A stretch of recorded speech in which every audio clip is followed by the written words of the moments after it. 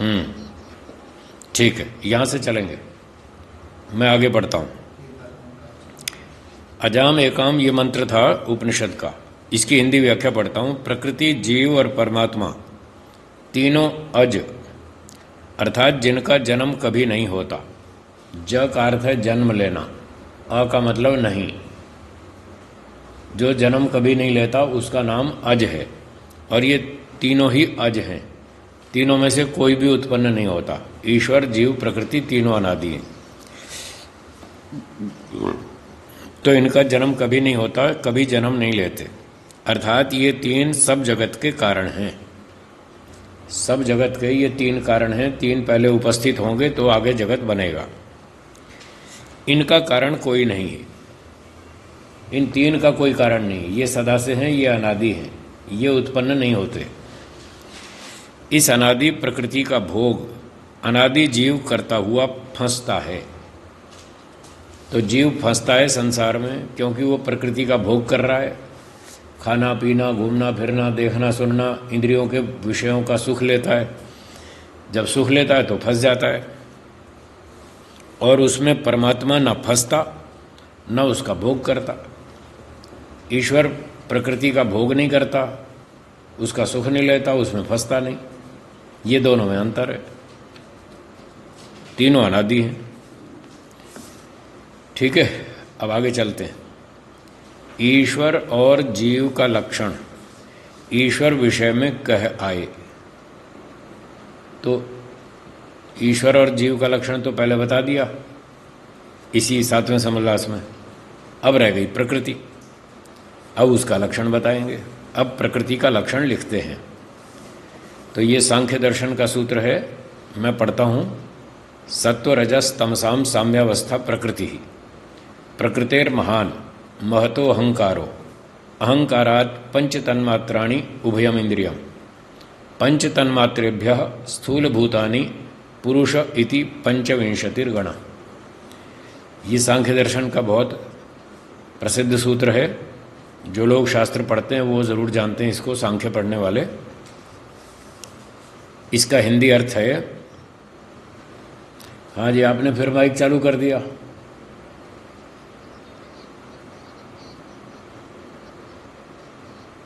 अभी मैं पाठ पढ़ लेता हूँ, बाद में आपको समय दूंगा शंका पूछने के लिए, तब आप पूछिएगा। सत्व शुद्ध, रजह रज, तमह जाड्य अर्थात जड़ता। तो सत्व, रज और तम ये तीन तरह के पार्टिकल्स हैं। तीन वस्तु मिलकर, तो देखिए यहाँ पर वस्तु है, यहाँ वस्तु शब्द लिखा है। कुछ लोग सत्वरज तम को गुण के नाम से बोलते हैं, सत्वगुण, रजोगुण, तमोगुण। कोई बात नहीं, गुण शब्द बोल सकते हैं, इसमें आपत्ति नहीं है। पर वो गुण का अर्थ वहाँ गुण नहीं है।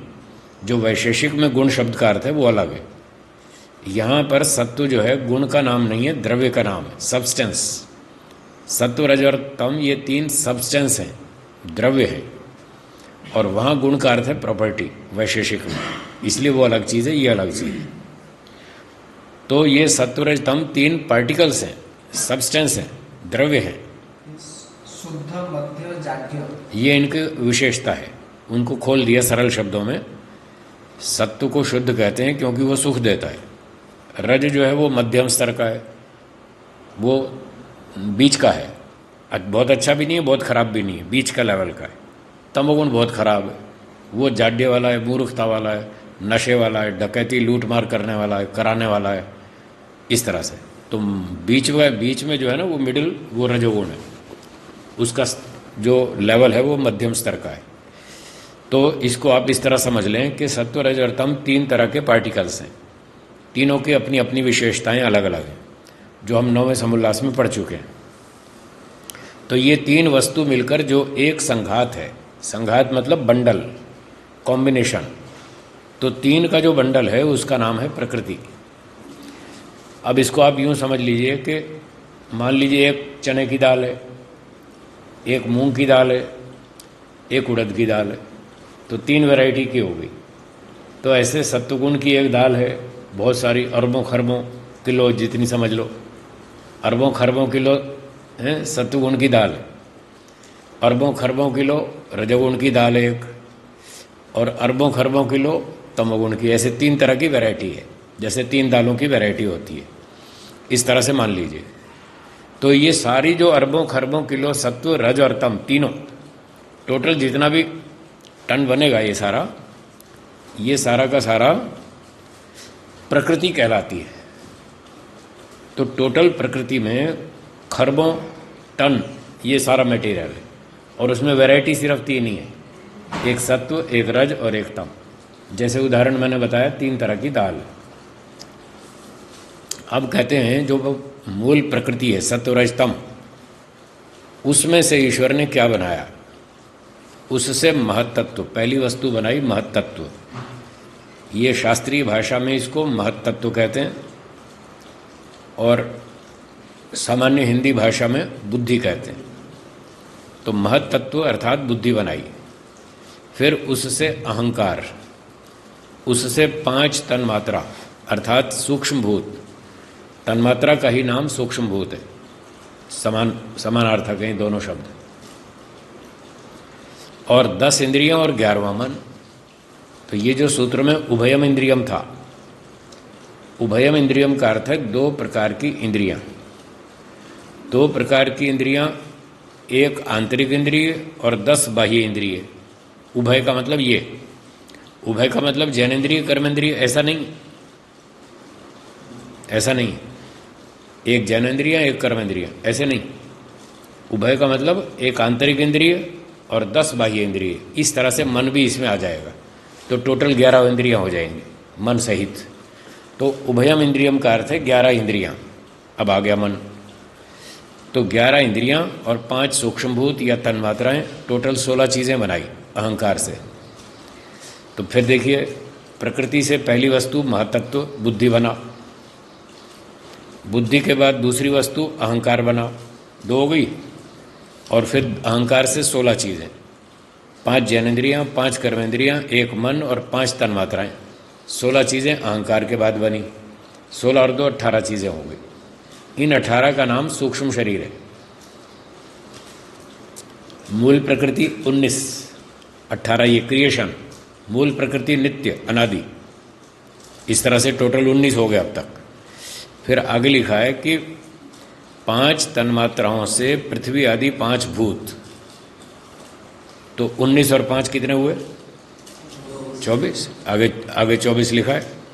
तो ये 24 जड़ पदार्थ हैं। इनमें से एक प्रकृति मूल तत्व है, अनादि है, वो उत्पन्न नहीं होती, और उससे 23 पदार्थ 23 वो उत्पन्न होते हैं। 23 को 2 भाग में बांट देंगे, 18 और 5। 18 का बंडल सूक्ष्म शरीर है, जो 5 महाभूत बनाए तन्मात्राओं के बाद, उन 5 महाभूतों को कंबाइन करके, सम्मिश्रण करके फिर ये स्थूल शरीर बनाया। पृथ्वी आदि का नाम स्थूल भूत है। तो स्थूल भूतों के कॉम्बिनेशन से ये स्थूल शरीर बना, ठीक है। और ये स्थूल है, मोटा है, दिखता है, सब आँख से सर से पांव तक सारा शरीर दिख रहा है, तो इसलिए इसको स्थूल शरीर कहते हैं। ये स्थूल भूतों से बना है। तो 5 भूत का तो स्थूल शरीर हो गया, 18 का हो गया पदार्थों का सूक्ष्म शरीर, 2 शरीर हो गए। इन दोनों का मूल कारण मूल प्रकृति है, सत्वरजतम। अब इस सारे सूत्र में पता चल गया, प्रकृति नहीं होती तो कुछ भी नहीं बनता। इन दोनों के अंदर प्रकृति बिल्कुल वैसे ही बैठी है जैसे रेलगाड़ी के डब्बे में लोहा। रेल के डिब्बे में से लोहा निकाल लो, फिर क्या बचेगा? कुछ भी नहीं फिर कुछ नहीं बचेगा। तो लोहा ही तो रूपांतरित होकर के रेलगाड़ी का डब्बा बन गया। तो सत्वरजतम ही रूपांतरित होकर 23 चीज़ें बनी, इसलिए उन 23 चीज़ों के अंदर बैठी है प्रकृति सत्वरजतम। तो वो दोनों का कारण है, इसलिए उसको कारण शरीर कहते हैं।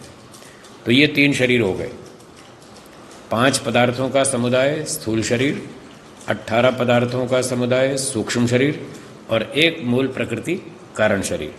तो ये अब तक 24 पदार्थ हो गए। ये 24 के 24 जड़ हैं। आगे लिखते हैं 25वां पुरुष, अर्थात जीव और परमेश्वर है। अब देखिए, जीव और परमेश्वर 2 बना दिए हैं। ये दोनों पुरुष, जीव सामान्य पुरुष है और ईश्वर महान पुरुष है। वेदाहमेतम पुरुषम महानतम, ये आप मंत्र जानते ही हैं। मैं उस महान पुरुष को जानता हूँ, ये महान पुरुष परमात्मा है। और सांख्य दर्शन में अथ त्रिविध दुख अत्यंत निवृत्तिर अत्यंत पुरुषार्थ, 3 दुखों से छूटना पुरुष का अंतिम प्रयोजन है। ये पुरुष जीवात्मा है, दोनों पुरुष हो गए। ईश्वर महान पुरुष है, ये सामान्य पुरुष है। तो पुरुष शब्द से 2 चीज़ों का ग्रहण होता है, इसलिए महर्षि जी ने यहाँ पर स्पष्ट कर दिया 25वां पुरुष अर्थात जीव और परमेश्वर है। तो अलग अलग गिनेंगे तो 26 हो जाएंगे। 24 तो जड़ पदार्थ, 25वां जीवात्मा, 26वां ईश्वर। और दोनों को पुरुष में जाति में एकवचन कर लिया तो 25 हो जाए। तो सूत्रकार कपिल मुनि जी ने 25 बोल दिए, महर्षि दयानंद जी ने पुरुष को खोल के 2 करके 26 कर दिए, बस इतनी बात है।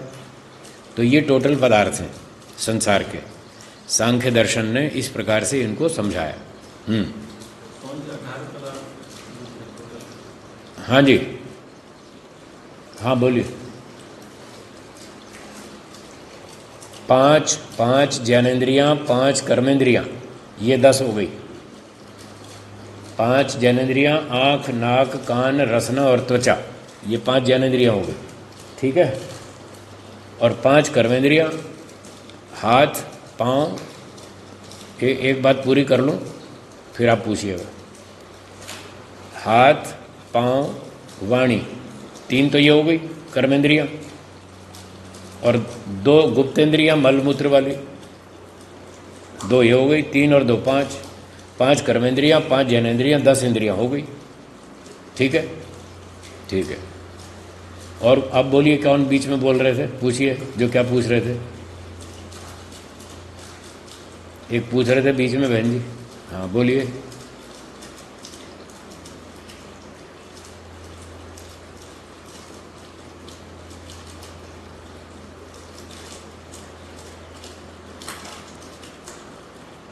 हो गई ना आंतरिक इंद्रिय? हाँ हो गया, क्लियर हो गया। हाँ जी ठीक है, ठीक है, मैं आगे चलता हूँ। हाँ जी बोलिए।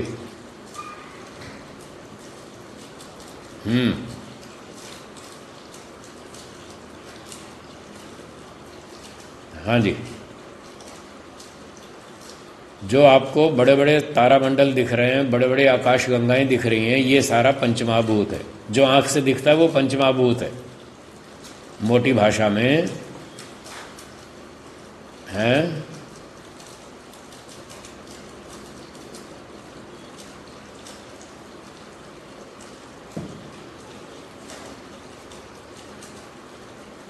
नहीं नहीं नहीं नहीं, ऐसा नहीं है। जितनी चीज़ें आँख से दिखती हैं वो सारी स्थूलभूत हैं।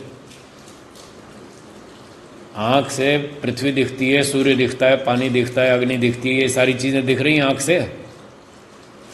जो आँख से दिख रही हैं वो सारा स्थूलभूतों में गिना जाएगा। और उनके कॉम्बिनेशन से ये शरीर बना, 5 भूतों के कॉम्बिनेशन से शरीर बना।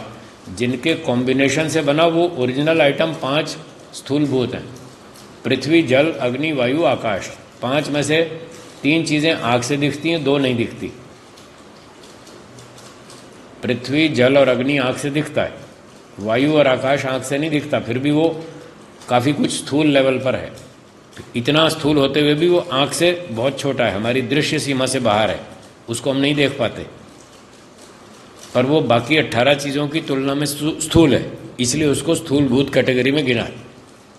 तन्मात्राओं से ज़्यादा स्थूल है, इसलिए वो स्थूलभूत कैटेगरी में आता है। पर आँख की जो जितनी देखने की सीमा है उससे वो बाहर है, वायु और आकाश, इसलिए आँख से नहीं दिखता है। बोलिए 5 स्थूलभूत समझ में आया, हाँ या ना? आ गया। चलूँ आगे? आगे पाठ बढ़ाता हूँ मैं। हाँ जी, हाँ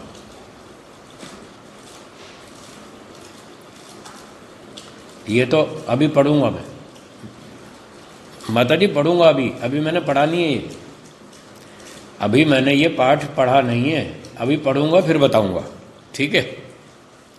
तो अब मैं यहीं से आगे पढ़ रहा हूँ।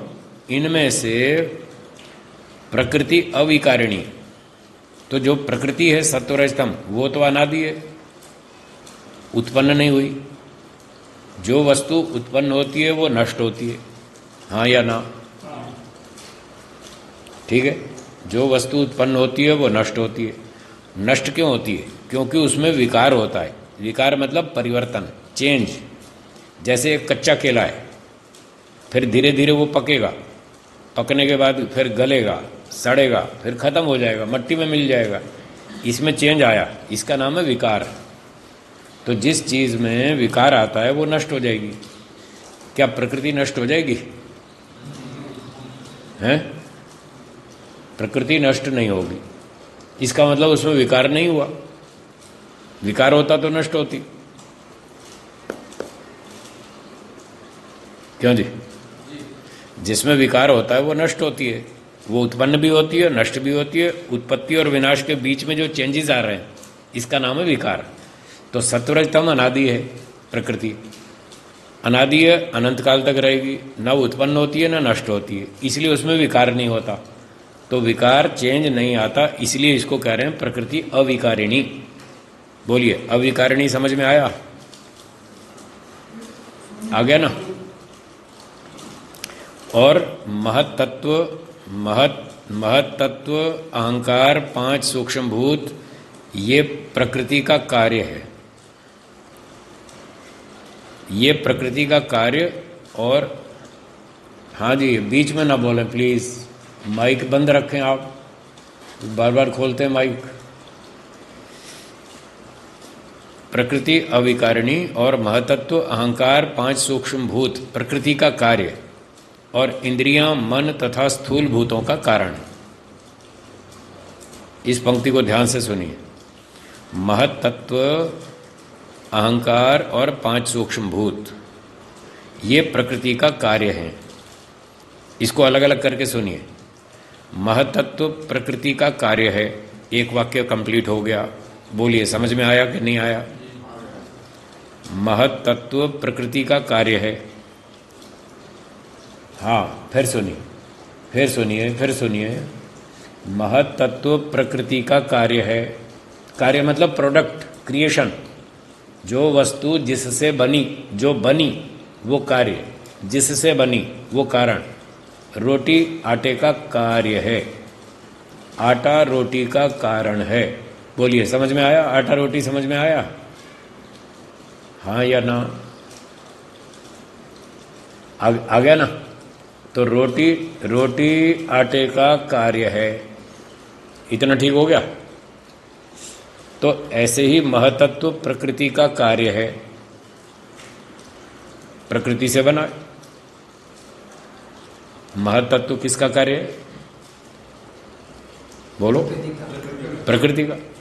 तो प्रकृति किसका कारण है? महतत्व का।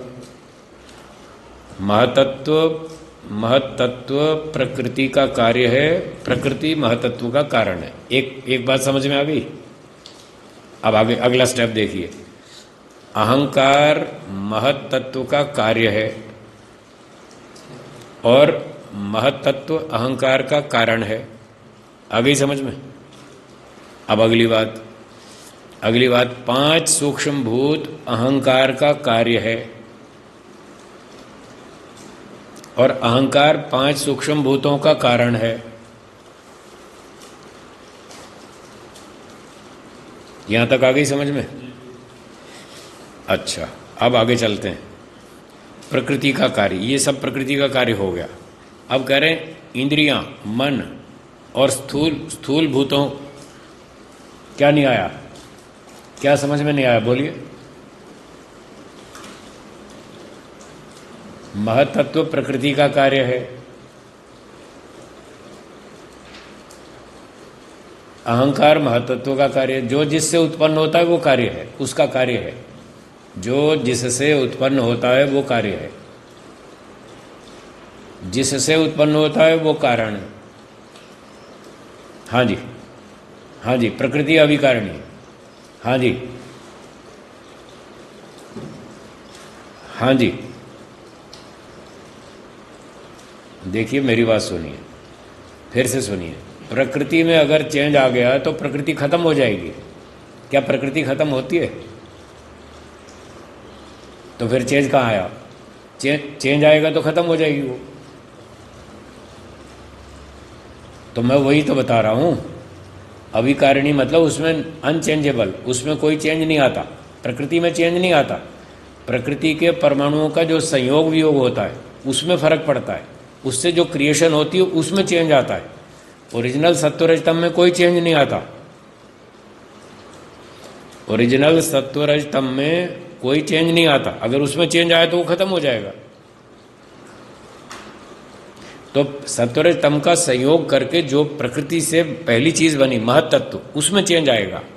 महतत्व में चेंज आएगा, वो क्रिएशन है, वो उत्पन्न भी होगा और नष्ट भी होगा। ठीक है?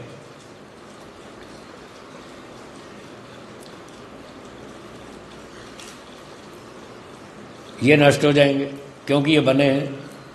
जो चीज बनती है वो नष्ट होती है। अच्छा चलिए, हाँ अंजलि बहन जी सुनिए, आप बोलिए क्या समझ में नहीं आया?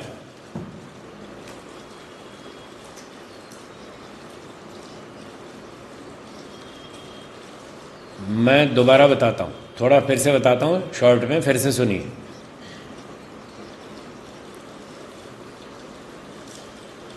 अच्छा कोई बात नहीं, मैं फिर से बोलता हूँ, सुनिए ध्यान से। प्रकृति ओरिजिनल है, मूल तत्व है, वो उत्पन्न नहीं होती, नष्ट नहीं होती। प्रकृति के 3 पार्टिकल्स हैं। 3 पार्टिकल्स को कंबाइन करके ईश्वर ने पहली वस्तु बनाई, महतत्व। तो महतत्व कार्य हो गया, प्रकृति कारण हो गई। इतनी बात पकड़ में आ गई? अच्छा, अब महतत्व के बाद ईश्वर ने दूसरी वस्तु बनाई, महतत्व से अहंकार बनाया। तो अहंकार कार्य हो गया, महतत्व उसका कारण हो गया।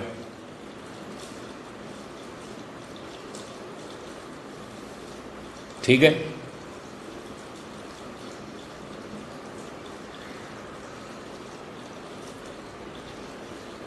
हाँ प्रोडक्ट, यस यस प्रोडक्ट, जिससे वो बना। अहंकार किससे बना? महतत्व से बना।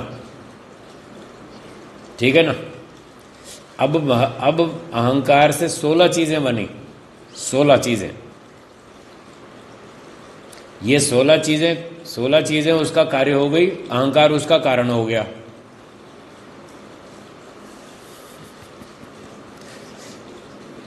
ठीक है, यहां तक आ गए?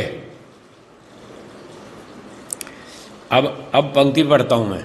अब पुस्तक देखिए, पुस्तक में लिखा है इनमें से प्रकृति अविकारिणी। तो मूल प्रकृति को तो कोई चेंज होता नहीं, सत्वरजतम का तो कुछ चेंज होता नहीं, वो तो अविकारिणी है। अब उससे जो चीज बनी थी महतत्व, उसमें विकार आएगा, वो बनेगा, चलेगा, घिसेगा, नष्ट हो जाएगा। इसलिए जो महतत्व है, भाई अभी भी बोल रहे हैं पीछे, माइक बंद रखें ना। जब मैं बोल रहा हूं तब तो माइक बंद रखें कम से कम।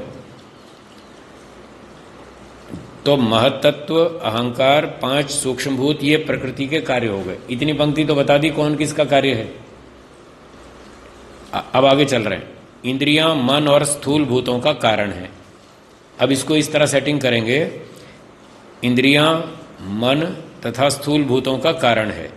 स्थूल भूतों का कारण है पंच तन्मात्रा, उसको वहां कनेक्ट कर देंगे। तन्मात्रा किसका कारण है? पंचमहाभूत का। मन और इंद्रियों का कारण अहंकार है, अहंकार से मन और इंद्रियां बनी थी। बस बात खत्म हो गई। अब पूरी लाइन क्लियर है। आप देखिए क्या समझ में नहीं आया वो पूछिए, लाइन को फिर से पढ़िए और देखिए क्या समझ में नहीं आया।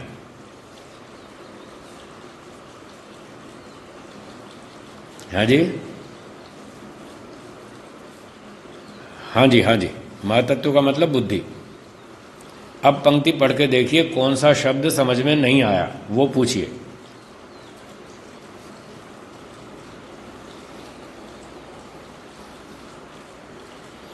हाँ जी, ठीक है। हाँ जी, और वो कार्य हैं 16 चीज़ें। हाँ ठीक है।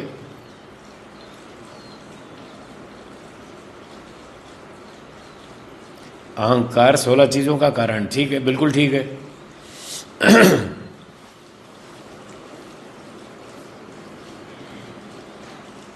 मन, एक मन, 5 ज्ञानेंद्रियां, 5 कर्मेंद्रियां, 5 तन्मात्राएं, ये 16 चीज़ें। एक मन 5 ज्ञानेंद्रियां, 5 कर्मेंद्रियां, 5 तन्मात्राएं, ये 16 चीज़ें। बोलिए, समझ में आया?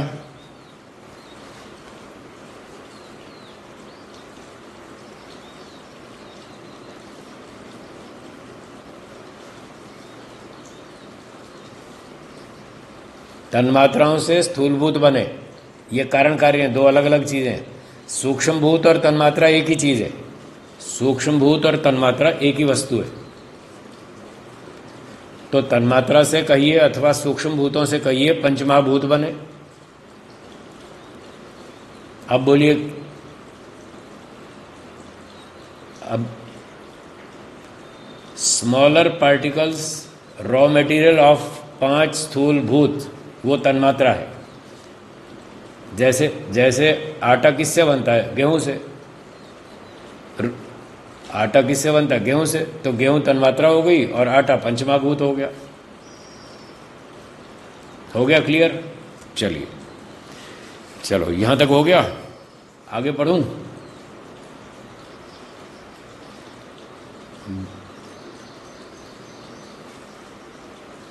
जी हाँ, तन्मात्रा स्मॉलर है और जो पंचमहाभूत है वो बिगर है, वो उससे बड़ा है। तन्मात्रा स्मॉलर है, पंचमहाभूत बिगर है। पृथ्वी, जल, अग्नि, वायु, आकाश, ये पंचमहाभूत। क्लियर हो गया यहाँ तक? आगे बढ़ूं? आगे बढ़ूं? चलिए। हाँ जी, बोलिए, क्या पूछ रहे हैं? हम, हाँ बोलिए।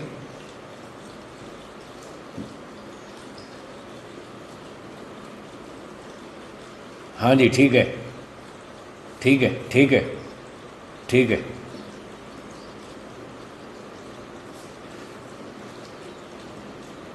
बस महाभूत के बाद तो शरीर बनेगा। पंचमहाभूत से शरीर बनेगा। ये जो, हाँ जी, हाँ जी, 18 का नाम है सूक्ष्म शरीर। बंडल ऑफ 18, बंडल ये 16 तो अभी बताई ना, 16 चीज़ तो अभी बताई। 17वां अहंकार, 18वां बुद्धि, ये 18 चीज़ें। ये 18 चीज़ों का नाम सूक्ष्म शरीर है।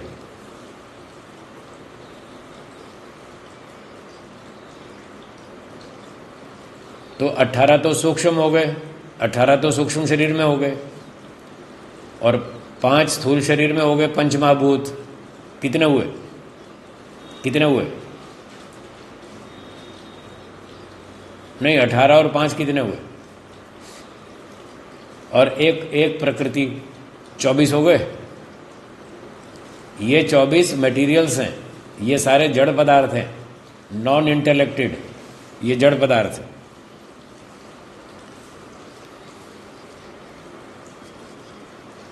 प्रकृति, ओरिजिनल प्रकृति, सत्वरजतम। ठीक है। तो अब आपने बहुत पूछ लिया, अब मेरी बात सुनिए, अब मत बोलिएगा, अब मेरी बात सुनिएगा। तो अब ये, हाँ, अब प्रकृति जो है वो इन 23 पदार्थों का कारण है। बेसिक रॉ मटेरियल, मूल उपादान कारण प्रकृति है, वो इन 23 पदार्थों का, उससे क्रमशः 23 वस्तुएं बनी। अब आगे लिखते हैं, मैं आगे पढ़ रहा हूँ। पुरुष न किसी की प्रकृति अर्थात उपादान कारण और न किसी का कार्य है। पुरुष जीव और ईश्वर, न ये किसी का रॉ मटेरियल है, न किसी की क्रिएशन है, प्रोडक्ट है। इसका प्रोडक्शन और क्रिएशन से कोई मतलब नहीं, ये उस फिर सीरीज में नहीं आता, क्योंकि ये मटेरियल नहीं है। जो मटेरियल होता है वो कारण कार्य बनता है, ये तो नॉन मटेरियल है, चेतन पदार्थ है, पुरुष, आत्मा और ईश्वर। इसलिए ना ये किसी का कारण है ना किसी का कार्य, ये दोनों अलग ही चीज़ है। चलिए आगे बढ़ते हैं। प्रश्न आगे है, सदैव सौम्य इदम अग्र आसीत, असद व इदम अग्र आसीत, आत्मा व इदम अग्र आसीत, ब्रह्म व इदम अग्र आसीत। ये उपनिषदों के वचन हैं। हे श्वेतकेतु, एक गुरुजी पढ़ा रहे थे, श्वेतकेतु एक विद्यार्थी का नाम, कहीं गुरुकुल में पढ़ा रहे थे, या फिर वो पढ़ लिख के जल्दी पढ़ के घर आ गया था तो पिताजी भी उसको पढ़ाते रहते थे। तो कहीं पिताजी पढ़ाते हैं, कहीं गुरुजी पढ़ाते हैं। उसके पिताजी बहुत विद्वान थे और उन्होंने देखा कि ये तो पढ़ लिख के हाथ हो गया, पर इसको अक्कड़ बहुत आ गई, इसकी अक्कड़ निकालनी, अभिमान बहुत हो गया इसको, तो उसको ठीक करने के लिए वो जानबूझ के उसकी परीक्षा लेते रहते थे पिताजी, और जहाँ कहीं अटकता था फिर उसको समझाते थे। तो उसी प्रसंग में ये कह रहे हैं, हे श्वेतकेतु, ये जगत सृष्टि के पूर्व सत, असत, आत्मा और ब्रह्म रूप था। तो ये 4 वाक्यों में ये बताया कि जगत सृष्टि के रूप पूर्व, सृष्टि बनने से पहले जगत सत था, असत था, आत्मा था और ब्रह्म रूप था।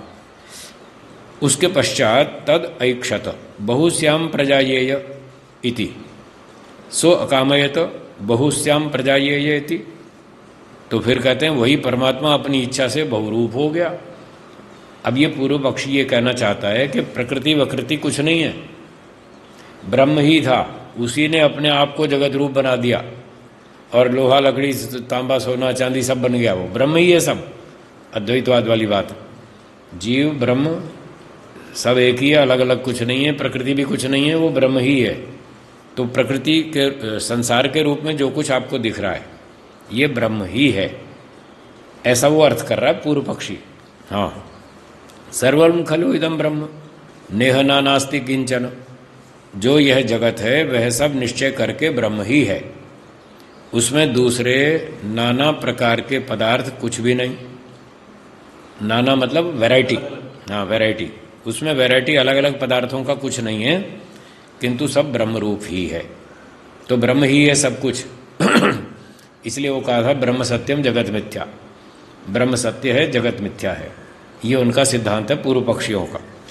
तो यहाँ तक प्रश्न उठा करके इसने कहा कि ब्रह्म तो कोई, प्रकृति तो कोई थी ही नहीं, तुम खामखा इतनी बड़ी लंबी कहानी सुना रहे हो, प्रकृति से महतत्व बना, महतत्व से अहंकार बना, ये सारी कहानी बेकार है आपकी। एक ब्रह्म ही था बस, उसी से सब कुछ बना। तो जगत का आदि मूल उपादान कारण ब्रह्म है, ये पूर्व पक्षी कहना चाहता है, जबकि सिद्धांत पक्ष में प्रकृति उपादान कारण है। प्रश्न समझ में आ गया? अब उत्तर, महर्षि दयानंद जी सिद्धांत पक्ष की तरफ से उत्तर दे रहे हैं। क्यों इन वचनों का अनर्थ करते हो? क्यों उल्टे उल्टे अर्थ कर रहे हो? हैं, झूठ बोलते हो, लोगों को बहकाते हो, उल्टा सीधा अर्थ करते हो, क्यों करते हो? इन वचनों में ये बात नहीं कही जो तुम उसका अर्थ बना रहे हो, क्योंकि उन्हीं उपनिषदों में, जिन उपनिषदों के प्रमाण आप दे रहे हैं, उन्हीं उपनिषदों में दूसरे वाक्य भी तो लिखे हैं, उसको भी तो पढ़ो। उनमें और क्या लिखा है सुनो। अन्नेन सौम्य शुंगेन आपो मूलम अन्विच्छ, अद्भिस् सौम्य शुंगेन तेजो मूलम अन्विच्छ, तेजसा सौम्य शुंगेन सन्मूलम अन्विच्छ, सन्मूला सौम्य इमा प्रजा सद आयतना सद प्रतिष्ठा। तो ये छांदोग्य के वचन हैं। तो उपनिषद में छांदोग्य में ये बात कही, हे श्वेतकेतु, अन्न रूप पृथ्वी कार्य से जल रूप मूल कारण को तू जान। देखो यहाँ तो ब्रह्म को कारण नहीं बता रहे, यहाँ तो जड़ पदार्थों को कारण बता रहे। अन्न जो कि स्थूल पदार्थ है, जो हम खाते हैं, गेहूं चना ज्वार बाजरी, ये अन्न है। तो कह रहे हैं अन्न का कारण, जो अन्न ये पृथ्वी रूप है, पृथ्वी में ठोस है, अन्न भी ठोस है। तो ये अन्न में पार्थिव तत्व है, जितना भी ठोस भाग है। पर क्या पानी के बिना अनाज पक जाएगा? नहीं पकेगा। तो पानी उसका कारण हो गया अन्न का।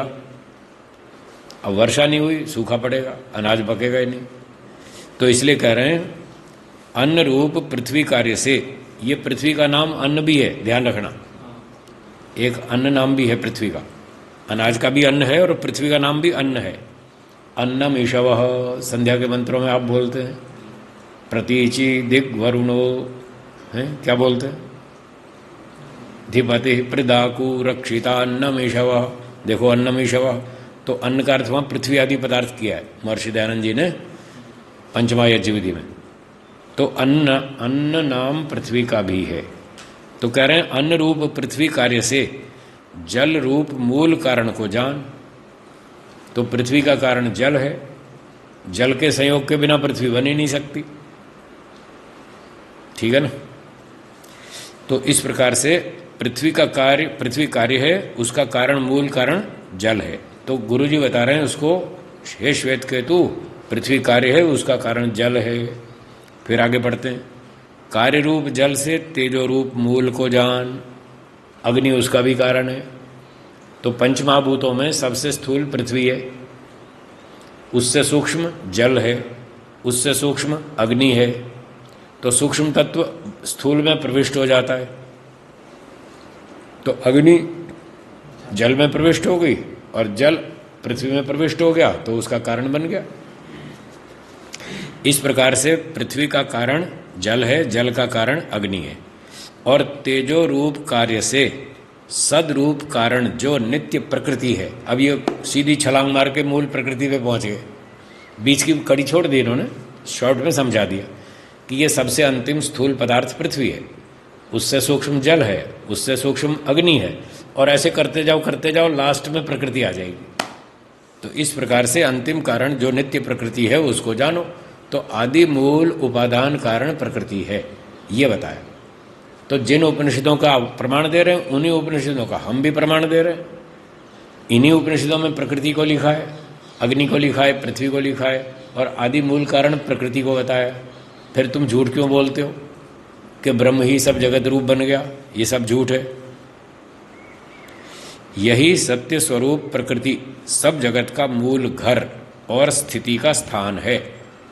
मूल घर यही है, वहीं से सब निकले थे। जैसे हम लोग घर से निकलते हैं, पूरा बाजार घूमते हैं, दिल्ली जाते हैं, कनॉट प्लेस घूमते हैं, पालिका बाजार घूमते हैं, और घूम घाम के वापस वहीं रोहतक में आ जाते हैं, अपने घर में ही खत्म आ जाके विश्राम करते हैं।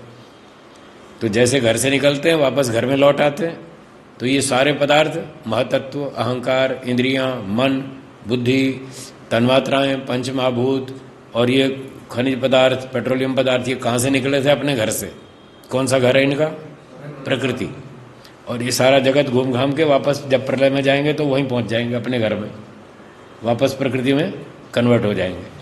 तो इस प्रकार से प्रकृति ही जगत का मूल घर और स्थिति का स्थान है। स्थिति का स्थान मतलब लास्ट में ये वहीं पहुंचेंगे। माता जी अभी ठहरिए, मेरा वाक्य पूरा होने दीजिए, मैं आपको अवसर दूंगा, आपको बोलूंगा कि अब आप पूछिए, तब पूछिए, अभी मेरा क्रम मत तोड़िए। सबको बाधा पड़ती है माता जी, बीच में ना बोले। तो प्रकृति सब जगत का मूल घर है। वो मूल घर मतलब कारण द्रव्य, जहां से ये पैदा हुए थे। और स्थिति का स्थान प्रलय में वहीं जाके निपटेंगे, ये सारे वहीं जाके टिकेंगे। ये है स्थिति का स्थान। हाँ, लास्ट फाइनल स्टॉप। ये सब जगत सृष्टि के पूर्व असत के सदृश। अब उन पंक्तियों का अर्थ बता रहे हैं। हाँ, जो पूर्व पक्षी ने रखी थी उसका अर्थ बता रहे हैं। ये सब जगत सृष्टि के पूर्व असत के सदृश। ये जगत ऐसा था जैसे कुछ है ही नहीं, असत के सदृश, असत जैसा, अभाव जैसा। हाँ, अभाव नहीं था, मूल प्रकृति तो थी, सूक्ष्म रूप में थी, सत्वरजतम के रूप में थी, जगत इस रूप में नहीं था, तो असत के तुल्य था। और जीवात्मा ब्रह्म और प्रकृति में लीन होकर वर्तमान था। तीन चीजें अनादि थी, जीवात्मा, ब्रह्म और प्रकृति। ये सारा जगत टूटा फूटा परमाणु रूप में वहीं पड़ा हुआ था प्रलय अवस्था में, ऐसा था। अभाव न था, अभाव नहीं था, रूपांतर था, ट्रांसफॉर्मेशन था, टोटली एब्सेंस नहीं था। और जो सर्वम खलु, ये जो वचन आपने बोला ये तो ऐसा बोल दिया जैसे कहीं की ईंट कहीं का रोड़ा, भानुमति ने कुड़मा जोड़ा। कोई बात कहीं से उठा ली, कोई कहीं से उठा ली, उल्टा सीधा करके घोटाला कर दिया। ये तो ऐसी लीला का वचन है। क्योंकि सर्वम खलु इदम ब्रह्म तज्जलान इति शांत उपासीत। असली वचन तो ये है, ये अलग वाक्य है। और दूसरा अलग वाक्य है नेह नानास्ति किंचन। दो अलग अलग प्रसंगों के वाक्य आपने जोड़ के इकट्ठे कर दिए हैं। ये तो जैसे खोपड़ी लगा दी गधे की और नीचे शरीर बकरी का। ये तो ऐसा बना दिया। ठीक है ना। तो आपने ये गड़बड़ की है, ऐसा ठीक नहीं है। दो अलग अलग प्रसंग के दो अलग अलग वाक्य थे, उनको ऐसे मिक्स करके धोखा नहीं देना चाहिए, चालाकी नहीं करनी चाहिए। अब इसका अर्थ सुनिए। जैसे शरीर के अंग जब तक शरीर के साथ रहते हैं तब तक काम के, हाथ हमारे शरीर के साथ जुड़ा हुआ है तब तक तो काम का है, और हाथ काट के अलग कर दो अब बेकार है। हैं, पाँव भी शरीर के साथ है तब तक काम का है, पाँव काट के अलग कर दो फिर बेकार है। तो जैसे शरीर के अंग शरीर में जुड़े रहें तब तो काम के हैं, और अलग होने से निकम्मे हो जाते हैं, बेकार हो जाते हैं। वैसे ही प्रकरणस्थ वाक्य सार्थक और प्रकरण से अलग करने व कहीं अन्य के साथ जोड़ देने से अनर्थक हो जाते हैं। तुमने यही घोटाला किया, कहीं का वाक्य उठा के कहीं जोड़ दिया, तो वो बेकार है।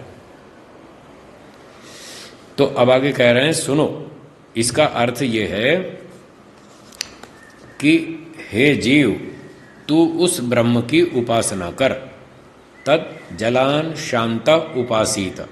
तू उस शांत होकर के मन को एकाग्र करके उस परमात्मा की उपासना कर। उस ब्रह्म का नाम है जलान। क्या नाम है?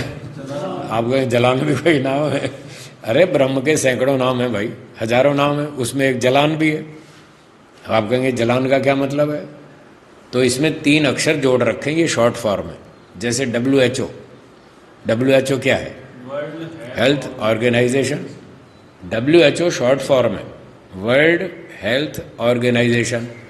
तो एक शब्द का एक पहला अक्षर ले लिया और 3 अक्षर लेके WHO कर दिया। तो जलान का अर्थ है ज का मतलब जन्म। क्या बोला? ल का अर्थ है लय, और अन का अर्थ है अन्न प्राण ने, जीवित रहना। तो जन्म, प्रलय और जीवन। जन्म, प्रलय और जीवन, जिससे जगत का जन्म होता है, जो जगत का लय करता है, जो जगत को जीवित रखता है, वो है जलान। मतलब वो 3 काम करने वाला परमात्मा है। अन्न प्राण ने धातु है एक। प्राण रहना, प्राण धारण करना मतलब जीवित रहना। तो उत्पत्ति स्थिति प्रलय, ये 3 बातें हैं यहाँ। ज का मतलब उत्पत्ति, जन्म लेना, उत्पत्ति। ल का मतलब लय, प्रलय, विनाश। और अन्न प्राण ने प्राण धारण करना, जीवित रहना। तो उत्पत्ति स्थिति प्रलय 3 काम करने वाला जो परमात्मा है उसका नाम है जलान। तो जब आप ईश्वर की उपासना करेंगे तो शांत होकर परमात्मा की उपासना करें और उसको सृष्टिकर्ता के रूप में स्वीकार करें कि ईश्वर जगत को बनाता है, ईश्वर जगत का पालन करता है, ईश्वर जगत का नाश करता है। ये स्वरूप मन में रखकर ईश्वर का ध्यान करें। ये है तज्जलान उपासित। आगे लिखा महर्षि जी ने, जिस ब्रह्म से जगत की उत्पत्ति स्थिति और जीवन, ये आ गए ना 3 शब्द, जलान, उत्पत्ति, स्थिति और जीवन होता है, जिसके बनाने और धारण करने से ये सब जगत विद्यमान हुआ है। परमात्मा ने बनाया तो जगत बना, उसने धारण कर रखा है तो ठीक ठाक चल रहा है। वह ब्रह्म से सहचरित है, मतलब ब्रह्म इसके साथ रह रहा है। सहचरित, साथ में रहने वाला। ब्रह्म जगत के साथ रहता है, अथवा यूं कह दो जगत ब्रह्म के साथ रहता है, दोनों साथ साथ ही। ठीक है ना। तो इस प्रकार से ब्रह्म से सहचरित है ये जगत। उसको छोड़कर दूसरे की उपासना न करनी। ईश्वर की उपासना करो जो सृष्टि को बनाता, चलाता और विनाश करता है। अन्य की उपासना मत करो। इस चेतन मात्र अखंड एक रस ब्रह्म स्वरूप में नाना वस्तुओं का मेल नहीं है। अब वो जो था ना नेह नानास्ति किंचन, अब इसका अर्थ है ये नेह नाना अस्ति किंचन, मतलब God is not a combination of particles. अनेक पदार्थों का समुदाय नहीं है ब्रह्म। मटेरियल, प्रकृति, ओरिजिनल सत्व रजतम, वो तो कॉम्बिनेशन ऑफ पार्टिकल्स है। उसमें तो टुकड़े हैं बहुत सारे। ब्रह्म कोई कॉम्बिनेशन नहीं है, टुकड़े नहीं है उसमें, वो निरवयव पदार्थ है, अखंड तत्व है। ये है नेह नास्ति किंचन। किंतु ये सब पृथक पृथक स्वरूप में परमेश्वर के आधार में स्थित हैं। ये सारे जगत के पदार्थ अपना अस्तित्व अलग अलग रखते हैं। सूर्य अलग है, पृथ्वी अलग है, जल अलग है, बादल अलग है, वर्षा अलग है, अनाज में गेहूँ अलग है, चावल अलग है, ज्वार अलग है, बाजरी अलग है। ये सब अलग अलग पदार्थ हैं, ब्रह्म के अंदर निवास करते हैं। ब्रह्म में कोई कॉम्बिनेशन नहीं है, ब्रह्म इन सबसे अलग है, वो अखंड तत्व है, एक ही है। तो ये था इस प्रसंग का अर्थ। ठीक है, हाँ जी, अब बोलिए जिसको पूछना हो। अब ये प्रसंग पूरा हो गया, शंका बोलिए जिसको पूछनी हो। हाँ जी, बारी बारी से बोलेंगे।